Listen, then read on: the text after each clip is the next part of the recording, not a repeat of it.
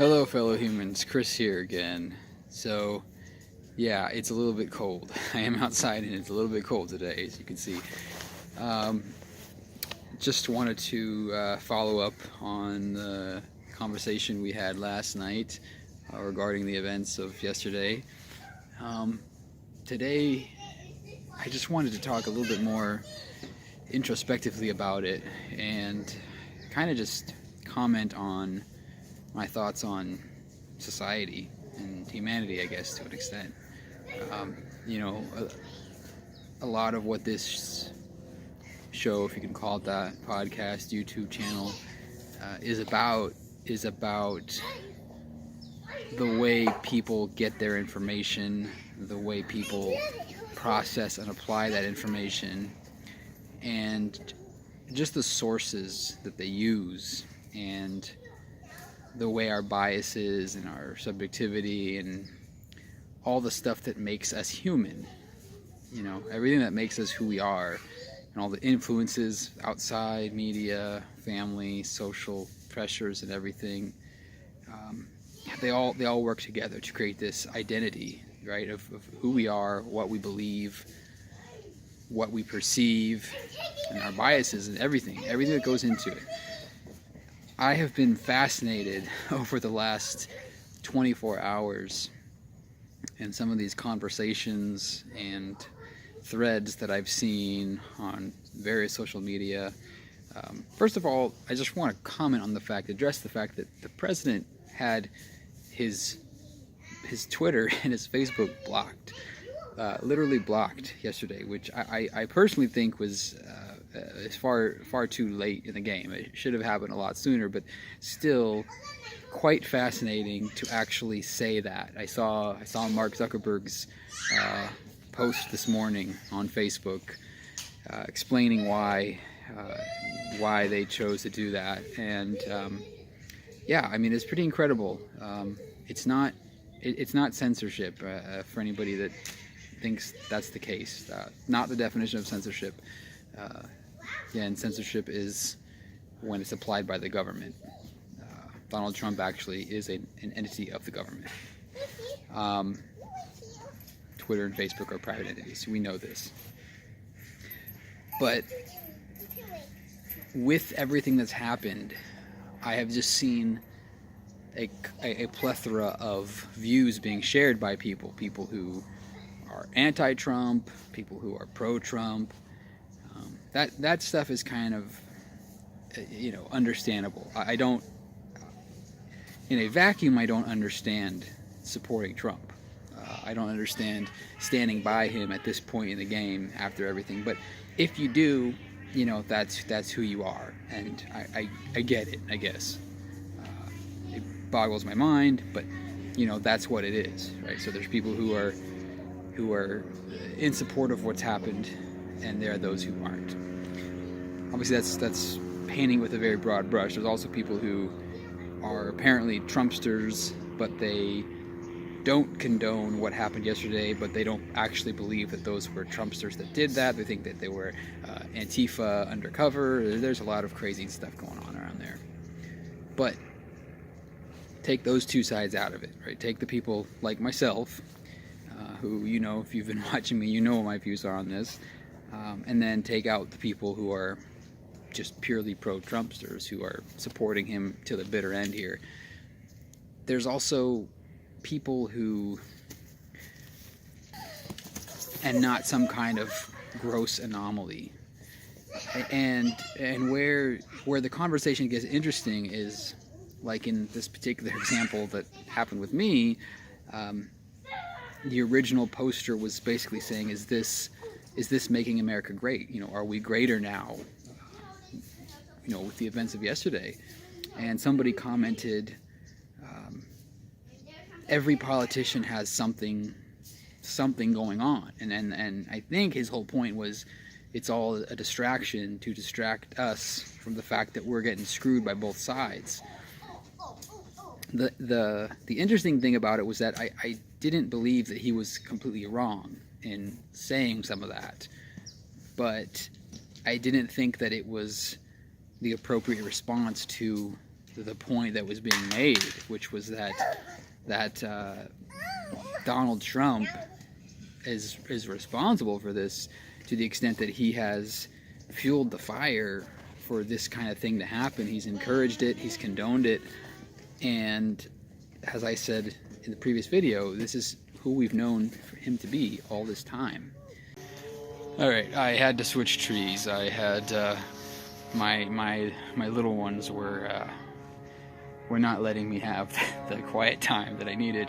I am at my orange tree now. Yes, I have more than one tree. I actually have a plum tree and a lemon tree, orange tree.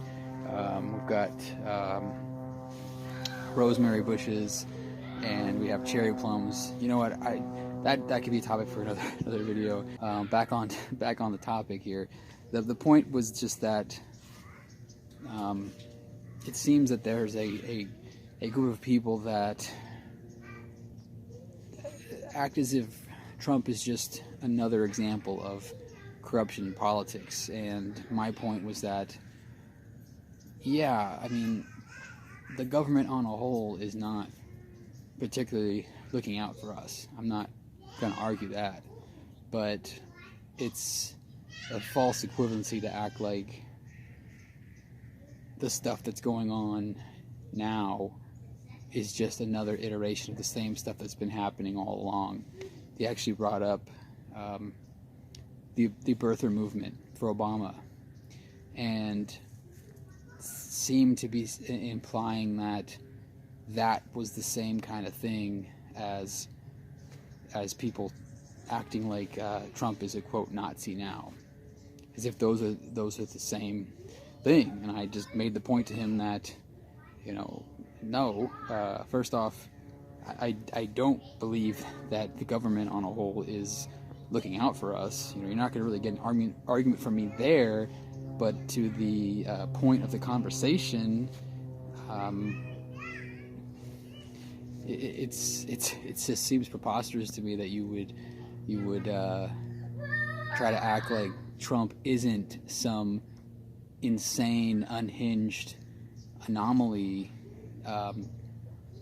that there's a reason why he's been banned from his social media in the last 24 hours. There's a reason why a lot of people, in fact, reports have been coming out that members within his cabinet are having discussions about invoking the 25th Amendment as it pertains to a president being unfit to serve or incapacitated in any way. There's a reason why those conversations are happening right now. This is not normal. This is not acceptable or appropriate, and we can't sit back and be lazy and just say that, like, well, this is just how, you know, screwed up politics in America is, and this is just what we've had. It's garbage in, garbage out. Again, I don't disagree with the overall sentiment that things in the government haven't been working well for us. This is why 2 videos ago, when I talked about the 3 branches of government and the failings there, that's kind of what I was talking about. Not going to get an argument there, but we have to be able to call a spade and acknowledge that there's something really wrong here. And then the other thing I wanted to talk about was just, you know, the topic of who we are. This whataboutism that we get, and it seems like it started with Trump back in 2016 when it was grab him by the pussy, and it was like, well, look at all the lawsuits that Bill Clinton had, you know, even though he actually wasn't running against Bill Clinton. But the point being, you know, you can't hold me accountable for what I said because somebody else did some shitty things 25 years ago. That was sort of the beginning of whataboutism, at least in the Trump world, and it just seems like it's gone to extreme levels now, to where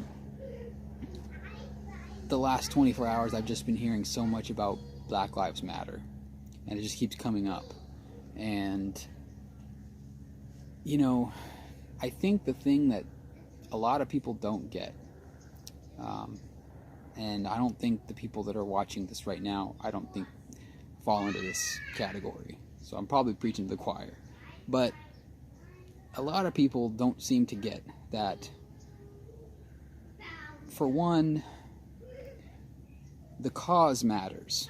You know, if you're trying to overthrow a democratic election, you're trying to scapegoat democracy, you know, and you're going through violent means to do that. That looks like a coup.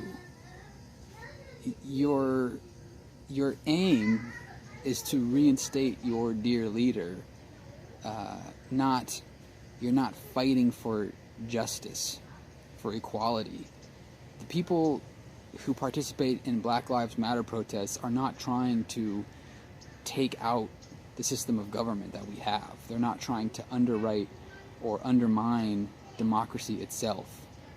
They're trying to fight for social justice. This is pretty obvious distinction. So that's the first part. The second part is there's always going to be destruction, right? There's always going to be some level of violence when protests happen, and I do not, nor have I ever, condoned violent behavior, whether it comes from Black Lives Matter, Antifa, or white nationalists, Proud Boys, whatever. I don't support any of it. I never have said that I do. But the thing that a lot of people miss about these types of situations is not that it doesn't happen on the other side, but it happens on here. You know, we get it. Okay, you're going to say, what about Black Lives Matter? Fine. What about the Portland buildings? Okay, sure. The thing that people are missing about that is the way it is handled is different. That's a big part of the problem. You have Donald Trump tweeting back in June that anybody that participates in the vandalizing of federal buildings should get a minimum 10-year sentence. Yet these white folks yesterday that did just that, he says, well, you know, we love you and you're very special. That's an inherent problem right there. Very apparent, very obvious issue for that. It's the same thing with police brutality matters. The things that the Black Lives Matter people are talking about, you know, it always gets countered with like, well, what about black on black crime? And I'm not even getting into the statistics right now. I'm just talking about the fact that whataboutism is used, but the part that's missed is the way it is handled. The fact that tear gas didn't even come out yesterday, but it came out for those people that were peacefully protesting outside that church that Trump decided to do his little Bible shoot photo op with. Those are the things that they're talking about. You know, I also talk about, again, where people get their information, the sources of information, because this also came up. So as we talk about, again, people and their information and their biases, their jumps to conclusion, this also comes up. You know, you get into these arguments when the whataboutism with Black Lives Matter comes up, and it's acted as if these two entities are on equal footing, and the fact of the matter is they're not. And this is the thing that I have brought up a couple times, but usually I just kind of I'll put the information out there and then I kind of just walk away, because, you know, at the end of the day, it doesn't do any good arguing with these people, and it's just bad for your mental health, I think. But this person was saying that basically Antifa, Black Lives Matter, they're responsible for all this destruction in the last year, just in the wake of George Floyd and everything. Since 1994, right-wing political violence has accounted for the vast majority of terrorist activity that has happened in this country. That includes even more than left-wing violence, more than religious violence, more than ISIS-related or Islamic, Al-Qaeda, those types of sources of terrorism. Over the last 26 years, the only time that left-wing violence actually took a little bit higher rate in the game was in the early 2000s, and that typically was regarding either the Iraq War or animal rights activists and things like that. But that's for transparency to the fact that this is a This is a scientific research-based study that says this, and this was from the Center for Strategic and International Studies, which I will include a link in the description. Basically outlines the last 26 years, and in fact in the years 2019 and 2020 in particular, right-wing violence shot up. And in the year 2020, from I believe it was January through June of 2020, right-wing extremist violence accounted for 90% of the violent terrorist activity that happened in this country. So I showed that, and I've showed this source a couple times in different discussions online. And the comment about that I wanted to make was that this is not obtained from the media, because the thing that I hear a lot is like, oh, well, you just get your information from, you know, the liberal left-wing media. No, I actually don't. I actually don't watch very much cable news. I get a lot of more information from different news sources, a variety, reputable sources and studies, research and things like that. I don't rely on just mainstream media too much. Anyway, I am running out of time, unfortunately, doing this on the phone, and normally I would do this after kids were asleep, but I wanted to get some of this out there while it was on my mind. I will catch you all again soon. I'm about to run out of time, and talk to you all again. Have a great rest of your day, and don't be afraid to question the consensus.